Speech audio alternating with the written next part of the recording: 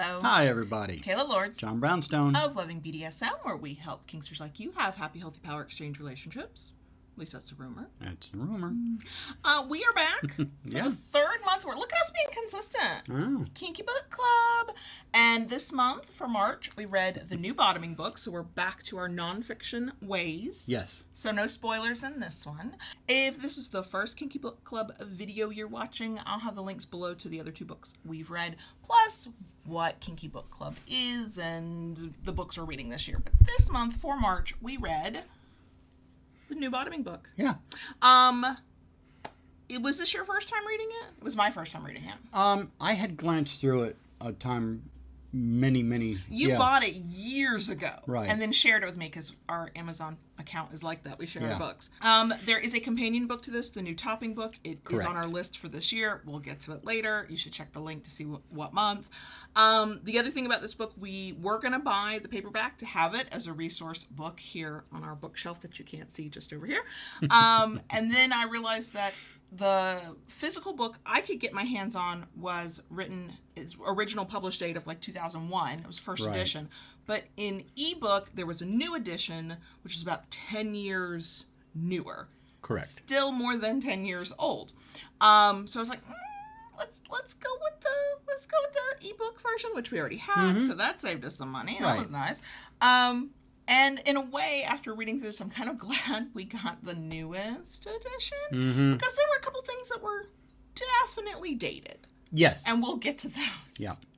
I would say that while this book was, for having been originally written in 2001, it was inclusive in the way that I remember 2001 attempting to be. It is not inclusive in the way we try to be in 2021. No. So that'll be interesting. I mean, as far as that goes, the book did kind of show its age a little bit. There were a couple times, Yeah. But overall, I enjoyed it. If you look past that, core of the information, I think, is pretty much timeless. Yes, and I think that the way the authors, Janet Hardy and Dossie Easton, sum it up at the very beginning says it all. They say, scope of this book. This book focuses on understanding ourselves as bottoms, how we are healthy, how we hold our power, how we negotiate, how we stay safe, how we feel proud of who we are and what we do. What it isn't is a how-to book. So if you're thinking about reading the new bottoming book and you're like, how do I do this submissive thing? This book, in a way, it will give you some tools and some steps and some things to look at about yourself and with a partner. It's not going to lay out a step-by-step, here's what you do to bottom. True. It's not a step-by-step how-to book. No, there's no checklist here. What it kind of does is makes you become a little bit more introspective and questions you should be asking yourself, to kind of better understand who you are. And that's kind of what I did like about this book, because it doesn't give you like, well, as a bottom, this is how you should be. Right. It gave a lot of options of what you could be as a bottom. Right. It gave examples of the author of some of the things that they discovered about themselves along the way, how they thought certain things were in their head, but then they did a total 180, when they actually experienced things. That to me was a good point, because it wasn't like this book of one true wayism. Right. And I think that the biggest thing about it was they were even moments, and I have 103 highlights from this book. I'm not going to read them all, but one of the things I highlighted was that they said they almost verbatim, there is no one true way. Right. And every chapter they sort of showed you some of your options, and they absolutely showed their philosophy on what it means to be a bottom. From their perspective. That, I think, is going to be something that not everybody agrees with, and that's okay. The purpose to me of reading multiple resources or engaging with multiple resources, a podcast, a YouTube channel, a book, a whatever, is to get those different perspectives and then pull from it what you need and reject the rest. Or read a perspective and go, oh, that's not my perspective at all. And then you know a little bit more about what you want or don't want, because you know what you didn't connect with. Yeah. And what I liked about this book was that their voices and their perspective came through clearly, even on things, and towards the end, we'll go chapter by chapter, but towards the end, we got into like the spiritual sacredness part, and I was like, this part's definitely not for me, even though later this year we'll be reading a book completely on that, so that'll be interesting. But that was what they infused this book with. Here is our philosophy. Yeah. So let's kind of go through it a little bit chapter by chapter. It's a really quick read. It's e-reader version, 156 pages. They section it off so that you could read a section and not get to the rest for a long time, and you've still got something to work with. True. And I liked how they did that too. So let's start. Okay, so the very first chapter is the intro of who they are, where they talk about what is this book, that quote I read earlier. They also talk about how they're defining bottom for the book they're writing. Again, this might not be how you define it, and that is okay. What they say is, we're going to define bottom as someone who has the ability to eroticize or otherwise enjoy some sensations or emotions, such as pain, helplessness, powerlessness, and humiliation, that would be unpleasant in another context. I would honestly say, after having read this book, if you are fully just a service submissive, you might find less here that is helpful for you. If you are definitely somebody who finds the sexual aspect of submission and bottoming, I would almost say this book is more for you, because while they were open to the fact that not everybody will think about it in terms of sex, for them, there is a lot of eroticism to it. It is a very sexual thing for them. And if that's not your jam, I could see where you might be like, no, I don't. Not for me. From the very beginning, they tell you what to expect. I mean, that's just good communication. Let's lay the groundwork. Yeah. And then you can read that and go, oh, maybe this isn't for me. They also ask questions like, but who are you? And that's kind of what they want you to think about, I think, through the entire book. Of read this to try to get an idea of what kind of bottom you think you might be. Sure, and that's helpful because you have to know yourself going into this. It's kind of like running into the bottom who's like, I'll do anything. Oh, they even talk about that. Yeah, and they do. But you have to know yourself, what you like, what you don't like, your limits. Granted, you may not know everything, but you have to come into it with some kind of idea. Right, and they do lay out some options for how to get to know yourself, which is a very common theme in a lot of BDSM books I read. They spend time talking about that. Not gonna lie, reading through this, I felt a little validated. Some things we say, I was like, look, yes. Here I am. So let's go through the parts in the chapters, sort of one by one, and sort of talk about them. So first chapter is the intro. Then we get into the part one that they label skills. That is a really broad term. There is no single set of skills a bottom needs to know in order to be a successful bottom. The very next chapter, it's technically chapter 2, but the first part of part 1, is called What Kind of Player Are You Anyway? Which is where there's lots of questions asked and lots of scenarios thrown around about what kind of bottom you could be. The very first thing they ask is, what do you want from bottoming? And then there's a lot of information there, but it goes into the different choices. And it's funny because I think of myself as a very specific kind of submissive, and I kind of know what I want, at least in terms of our partnership. Sure. And going through the different options they laid out, I was like, oh yeah, that's right. There's a lot of different ways to do this. So some of the sections were powerful bottoms, which they say all bottoms have power. I would agree with that. Absolutely. And part of becoming a successful bottom, in their opinion, is to sort of embrace the power that you can feel. Even if you're not exerting power in a scene, you can feel powerful in the moment, based on what you're doing and the way it makes you feel. But they ask about, do you want to be the kind of bottom that has no choice, consensually negotiated? Do you want to be a passive bottom where things just sort of happen to you? Do you want to be a no limits bottom? And they do caution, no limits don't mean no limits. Okay, everybody's got limits, but do you want to be the type of bottom who expands those limits and has few and pushes your boundaries? Right. And those were nice things to think about, even when I was like, but this isn't what I want. Some of these things aren't what I want at all, but it is kind of nice to remember that there are so many different ways to want to be a bottom. Absolutely. There were some points that I highlighted. I was like, this is good. Let's remember this. Okay. One was, do you really have no choice? Especially if you're trying to be that bottom who's like, oh, I don't have any choices. The truth is that you are always making choices, whether you admit it or not. Just as no one can actually magically steal your power is always with you, whether you want it or not. As a bottom, it can be very sexy to believe that you have no choices. Poor me, forced to endure all this intense sensation, turned on against my will, which is very sexy, by the way. To keep this fantasy hot and safe, it's important that we understand that it is a fantasy.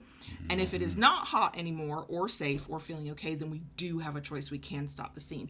They did also spend some time in this chapter talking about something we've talked about recently, the difference between fantasy and reality. Yes. And bridging that gap and finding your balance between the two of the fantasy that lives in your head versus the thing you can reasonably do in real life. I think it's an important conversation to have, and it's yet another reason. We did not say this at the top. Let us say it here. We'll say it at the end. Doms and tops should also read this. Oh, yes. Yeah. Yeah. This isn't just for submissives. No. This is for everybody who's kinky. It's a good read for tops as well. Kind of gives you some insight into what goes on with your bottom, which you should know. Absolutely. You should know that, going into a scene or relationship or anything, so no, it's definitely good information for both sides of the slash. Which will also be true for the new topping book when we get to it. Right. Submissives should definitely read that one.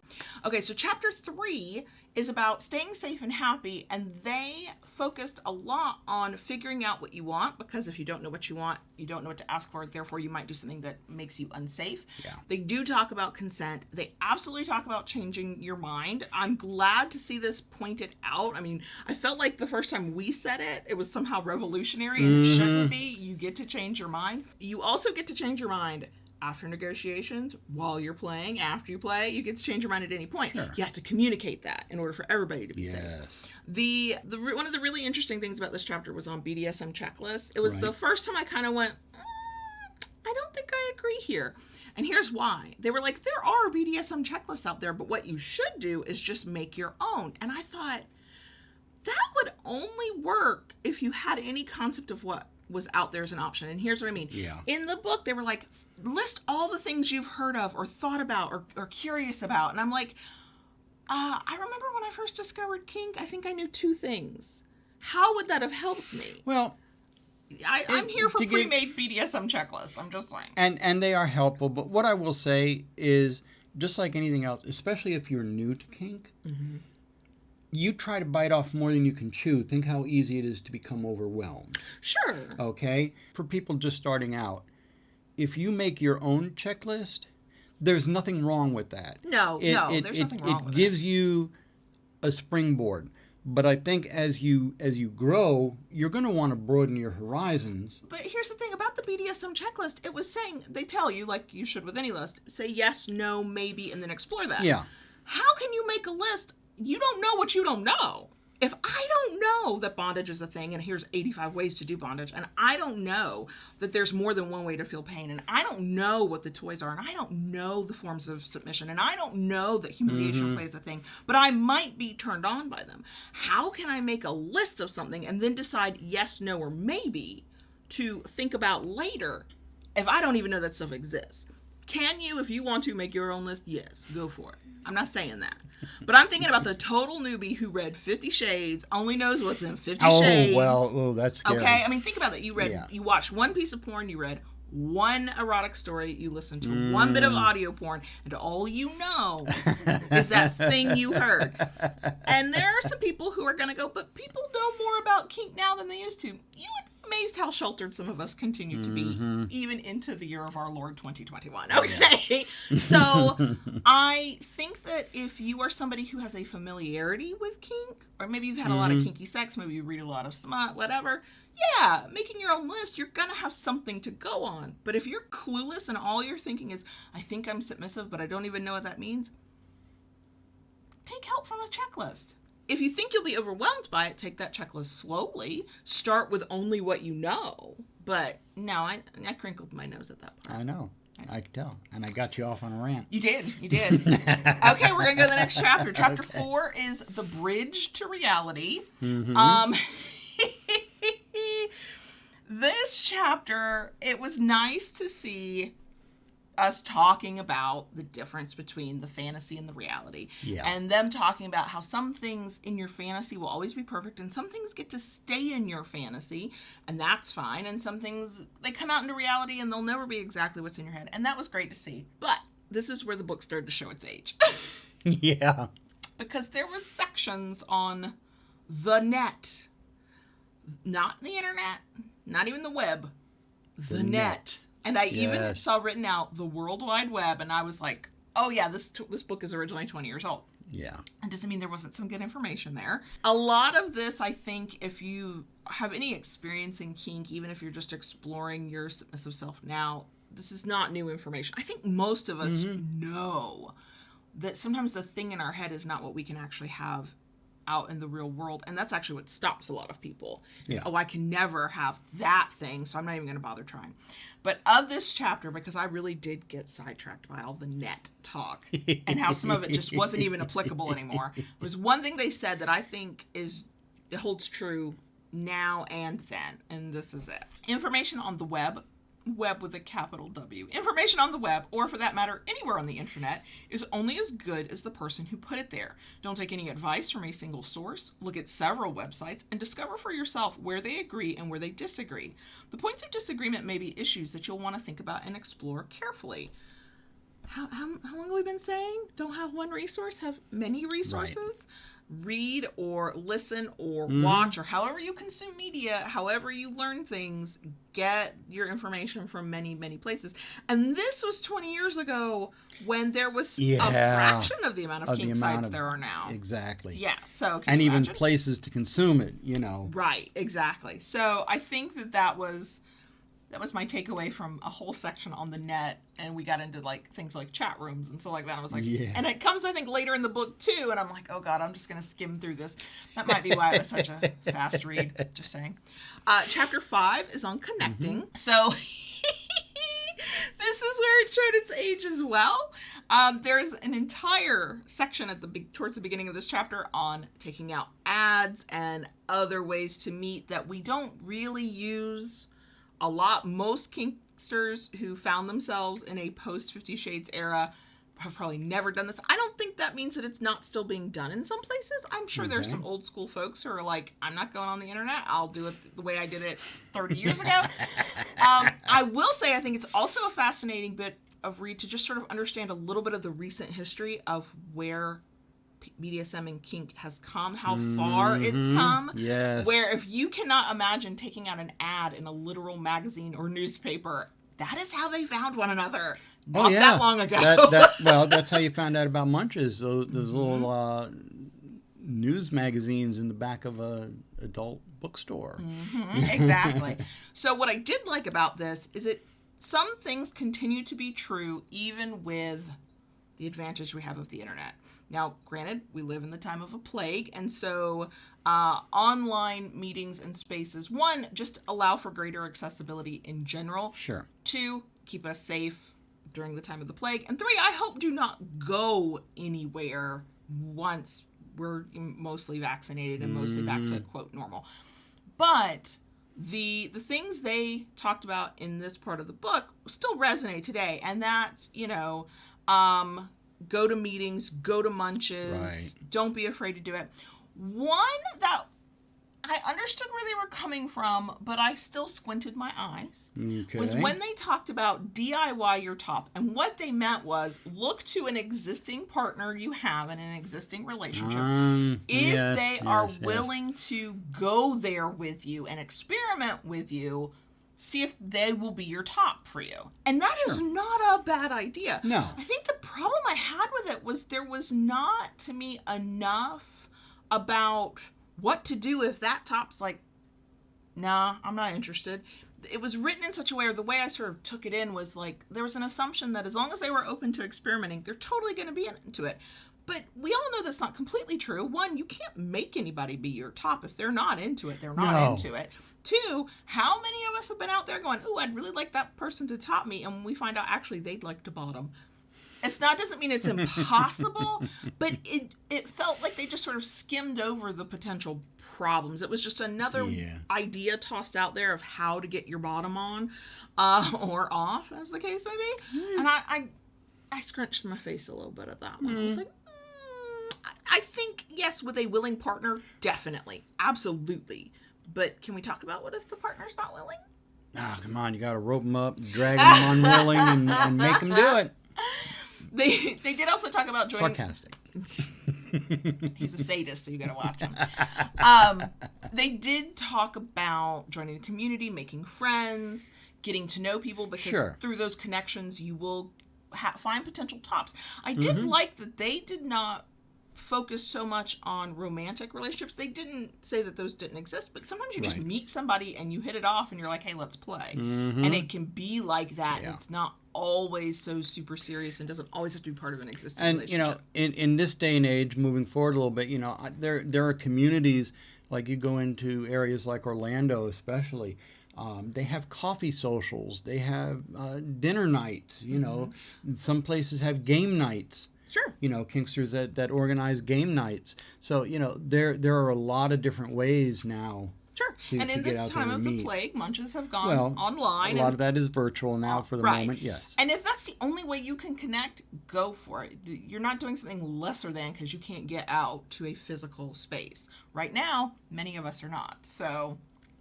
I keep saying I hope that stays around post-plague. In the section on choosing tops, here was something that was kind of interesting. I was kind of nice to see because it was sort of in a sort of gender neutral way, like don't wait to be picked kind of thing. Yeah. And what they said was, we do advocate cruising for tops. Waiting forever for someone to choose you is unlikely to get you what you want. Remember, Sleeping Beauty had to wait 100 years. You can look around, see who you like, and introduce yourself. Sure. Now, I do not have that personality. I'm not going to do that. If you have that personality, go for it. And will there be some tops and doms out there who don't like that? Yeah, they're probably not the one for you. If you have enough confidence, willingness, bravery, whatever it is about you, that you will go, I'm going to go introduce myself to that person and get to know who they are. And that person thinks that because you're a bottom or that you identify as a bottom in the moment they meet you, that you're not supposed to do that. That to me would be a massive signal that they're not the right one for you. Don't let the fact that anybody out there has ever said you're not, quote, not allowed to do that as a bottom stop you. Those rules don't exist. Yes. Right. Especially in places that are sort of free from roles. Munches, game nights, coffee socials. Exactly. Gatherings where it's just kinky people regardless of roles. The rules really don't apply. And the only time they kind of apply is in what I would say like a play party, a dungeon, where the people you see, especially couples, are probably really inhabiting their roles. And so they've developed rules for their relationship when out in public, especially in kink spaces, about how to approach and who to approach. That might be the only time there's like give yourself some pause and think about that a little bit, maybe. But elsewhere, nah. I mean, if somebody's like, you're not allowed to introduce yourself to me because I am a top, fuck them. Right. Like, that's somebody that's just full of themselves. So if it's not in your personality to do, if that's not your way, hi, I see you, I'm like that too. But if it is, go for it. Like, yeah, don't wait around to be picked. Like, just strike up a conversation with somebody you think is interesting. And I like that. I like that they said that. Okay, so chapter 6 is about getting what you want and lots of it. I'm here for that. Hey, I think we all want that. One of the things I liked about this book is it was like a celebration of being a bottom. There was no shrinking violet, fade away and wait. There was, here, figure out what you want, and here's how the hell you go get it. Go have fun. And I appreciated that. So, what were we talking about here? There was a big section on responsibility, that you have responsibility as much as the dom. Absolutely. There was a big conversation on where's your power, like where do you feel powerful? How are you going to get your power? How does that work? And then the what's in it for you. And I think that some bottoms would probably be a little thrown off by that, because especially if you were more service oriented, I know for some people it can be hard to switch to thinking about, well, what am I getting out of it? I'm getting the chance to serve. But that's not really where they focused. No. They focused on the hedonistic pleasure kind of part. I mean, Sure. I was here for that. Yeah, there has always been and still is, unfortunately, a big thing that, in DS, the dominant gets what they want. All right? No. I mean, yes, but also no. Not in every way all the time. You get what you want at times. If I don't, then why am I here? Right. Because in order for you to give and do the things you do, you have to receive back something that fulfills you, something that satisfies you. All right? So, yes, it may sound like a funny thing. What's in it for you? But yeah, there's got to be something there. Right, and please think about that. Right. Don't be afraid to think about that. No. There's a balance in what's in it for you, what's in it for your partner, what's in it for both of you together. And sometimes the things you need are things your partner can't give you. Sometimes the things your partner wants are things you can't give. But there's no shame in going, what do I want out of this and how am I going to get it? And how am I going to get it, especially in an ethical, consensual, safe way? And I think that's, while some of the things they talked about getting might not have been on my list of needs, that to me was sort of the crux of what they were saying. Yeah. Okay, so there are several things that stood out to me from this chapter that I kind of just want to go down real quick.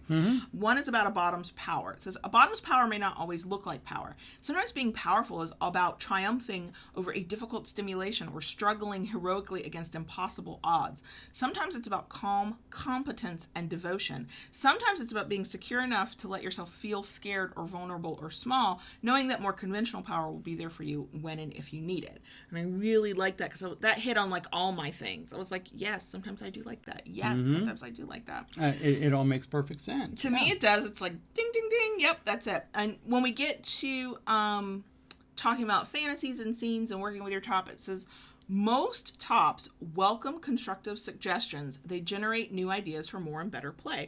Talking about, in the negotiation phase and afterwards, like deconstructing that scene you just had. What would work? What would be better? What do you need more of or less of? Yeah. And you have always been open to listening to my suggestions. That's how this works for both of us. All right. And then in the whole, what is it, what's in it for me thing, it says a good question to start with is, what's in it for me? What is the reward I would like to get out of this scene? Do I want to be punished, praised, show off, become invisible? Who am I as a bottom? How do I want to feel? And knowing those kinds of answers, not for every single scene you ever have, but maybe in this moment, can help you negotiate a better scene, can let you have the words to tell your top or dom, here's what I'm looking for, here's what I'd like, what would you like?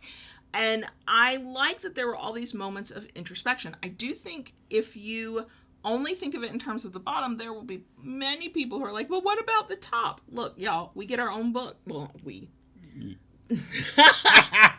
Wow. Y'all get your own book.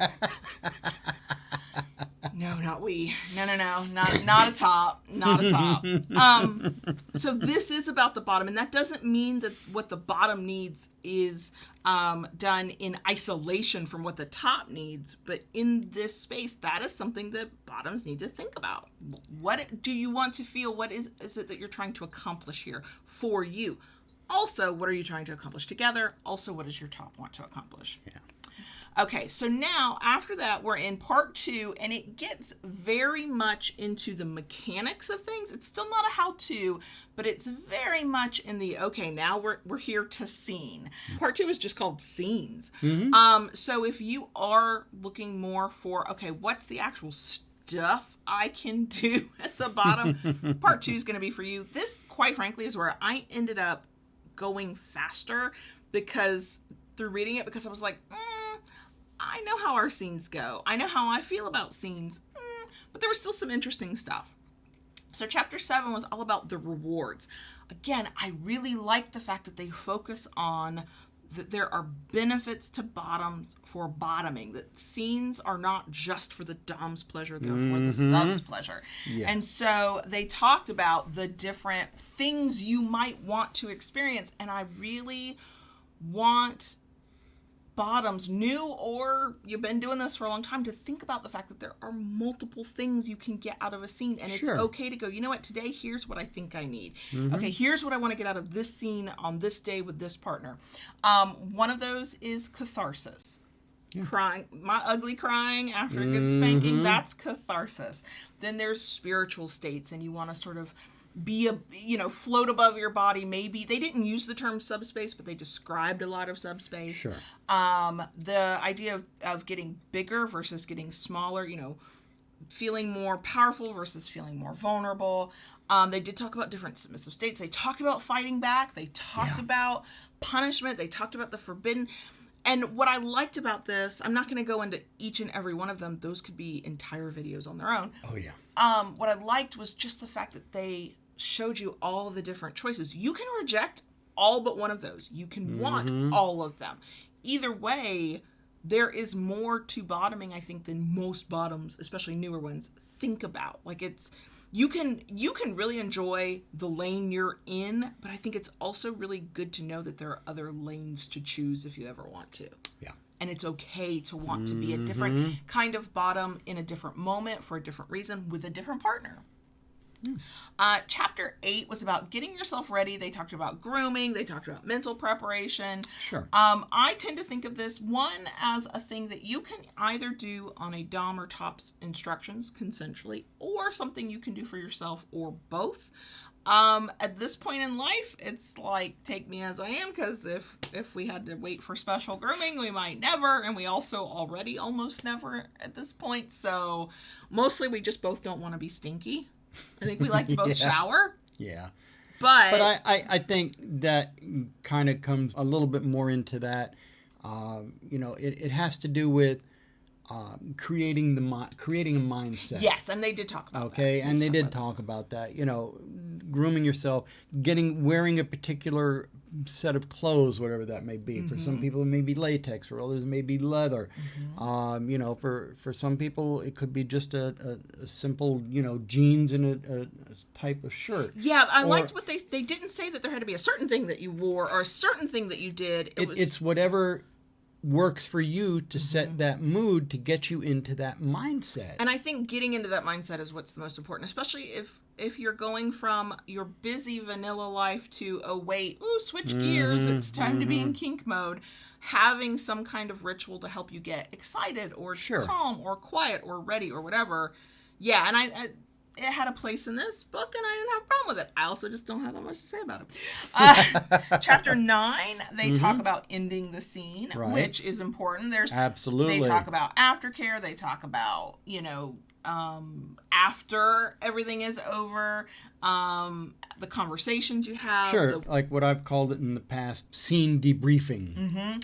There are some things that I've highlighted from this section. They have a section on closure. They said closure is not a chore, except the picking up the toys part. It's an invaluable time for intimacy and closeness, part of the scene's rewards for both people. Your boundaries are down, and it's going to take a while for them to come back up. Why not relax and enjoy it? This I would call our post-scene cuddle. Yes. That's how I would identify that.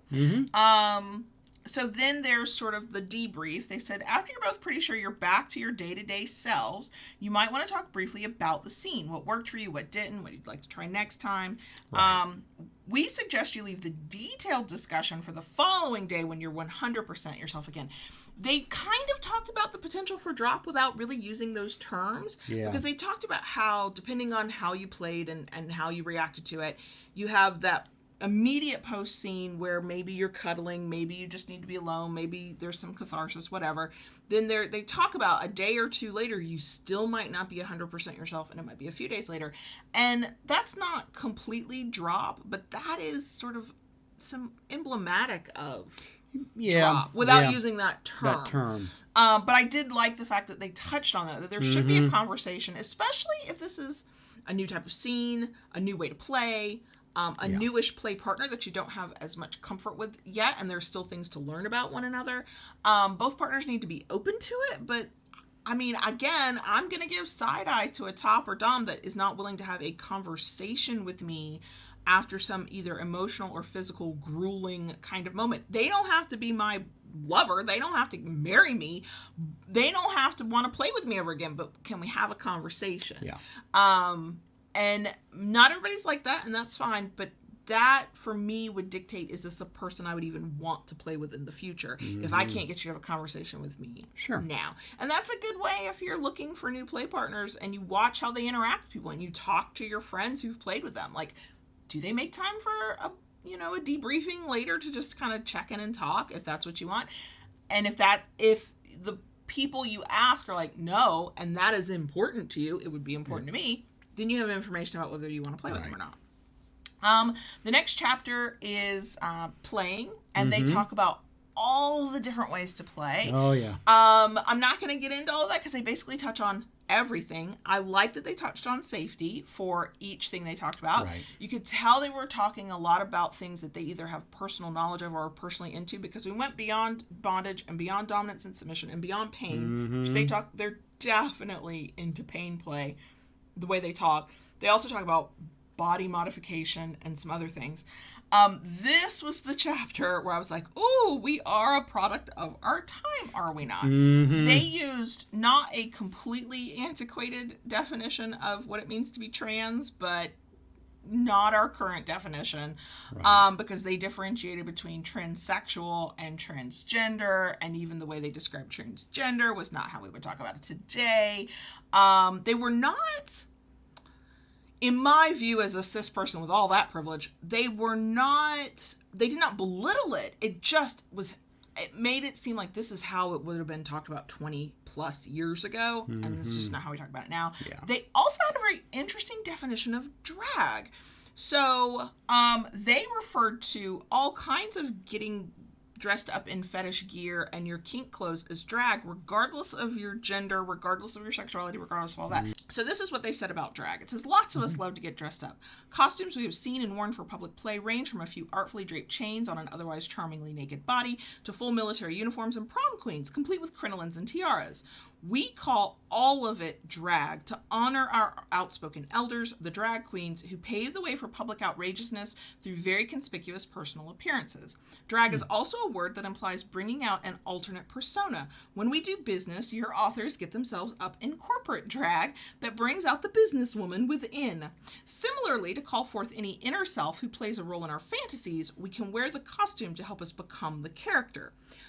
I would not use the term that way, but I also get where they're coming from. Yeah. I will defer to anybody who considers themselves doing drag or has some actual knowledge of the drag community and people who do drag, of how you would see that definition. Please comment below, because I certainly don't know. I just know that I never thought of it that way. Highlight.